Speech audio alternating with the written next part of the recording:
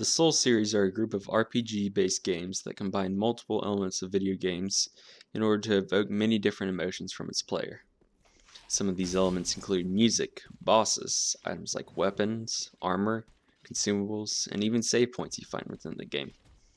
So today we will be viewing these different elements from a literary perspective to see exactly why or how they evoke emotions from us. So let's. One thing that has always concerned me in all RPGs is the historical accuracy of the basic weapons used in the game. And when I say basic, I'm referring to weapons like the long sword, short sword, or dagger. A prime example is the bastard sword. Bastard swords were originally developed to thrust through the gaps in plate armor, since plate armor cannot be cut or crushed. So, in a historical sense, the weapon in-game is not accurate because it's lacking in thrusting animations.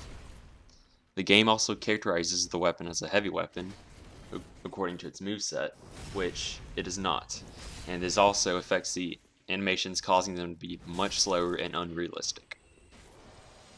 However, I don't think the historical accuracy of each weapon is that important to Miyazaki when compared to the more important aspects he introduces with the lower weapons.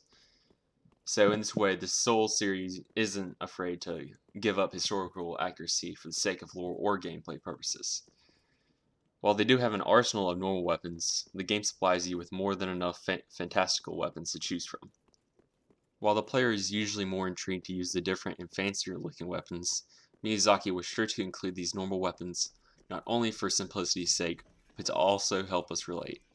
Along with Dark Souls, many other RPGs use this concept of having normal weapons in a fantasy world to help us establish a connection back to our world.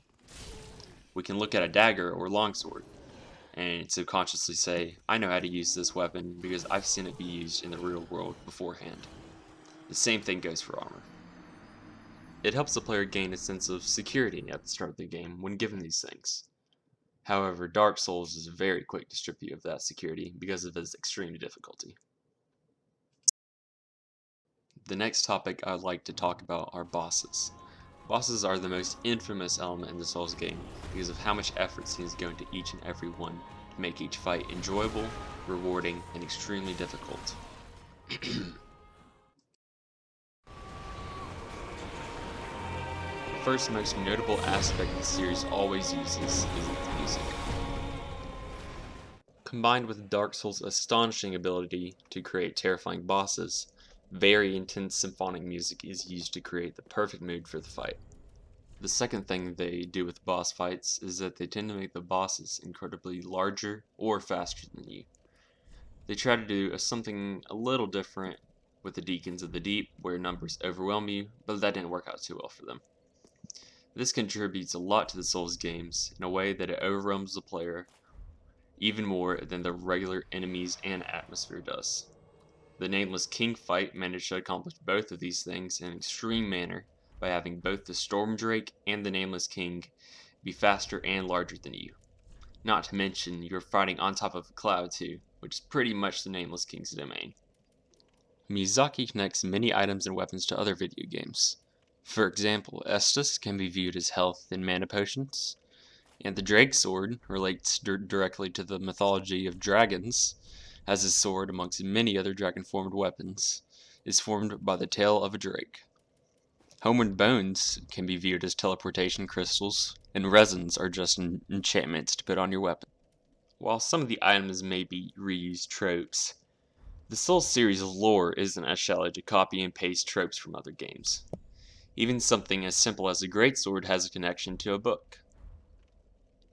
Miyazaki connects the greatsword, as with many other armors and items, and even bosses, to the critically acclaimed manga Berserk. One of the most interesting things Dark Souls does is it introduces the concept of souls and humanity. Usually RPGs would use something simpler sounding to indicate experience points, so we can already see Miyazaki trying to convey some sort of message before we even start to analyze this. Souls play an aspect in how significant an individual is. As the game progresses, the bosses become more difficult. However, they reward you with more souls when you defeat them. In this aspect, the larger one's soul, or amount of souls is, the more significant they are. Humanity can also be bought from different undead vendors, such as the one in the Undead Birch. This introduces the popular concept of fighting for one's life, in the sense that the more souls one gets by killing others, the more humanity one can buy. Spending a humanity at a bonfire is one of the only ways that a player can become human again. Without the humanity, the player looks the same as a hollowed creature would. Also, one has to be human before summoning in another player to help them. So, in this sense, humanities are the only thing that visually sets the player apart as human from the other creatures. The bonfires in Dark Souls are the only places the player can fully heal, reverse their hollowing, level up, transfer and store items, attune magic, reinforce and repair weapons and armor, and rest without having to worry about being killed. The most important element of bonfires, however, is that they are the only respawn points in the game. Without this feature, the balance of difficulty would be much harder than it already is. Pretty much every single place you go in a Souls game is dangerous, whether you're in the twisting branches of the Great Hollow or the fiery pits of the Demon Ruins. Knowing this, bonfires are pretty much the only form of salvation in this game filled with death, darkness, and destruction. They are quite literally our light in the dark. The ghosts of other players can also only be seen around bonfires. This indicates one of the only forms of connection between other human players in the Soul series. The only other way of connection between players are the summoning signs. However, the latest installment in the Soul series features summoning signs that sever that connection by allowing other players to trick the summoner into thinking they're a helpful companion whenever they have the choice to kill you, just like a red summon would. One would think that having the ghosts of other players walk around and sit beside you in a game would create a sense of mysteriousness and unease. However, Miyazaki manages to produce the opposite effect by having many other terrifying creatures throughout the series, such as the Gaping Dragon. Dark Sigil was introduced in the third installment of the series and indicates one's hollowing.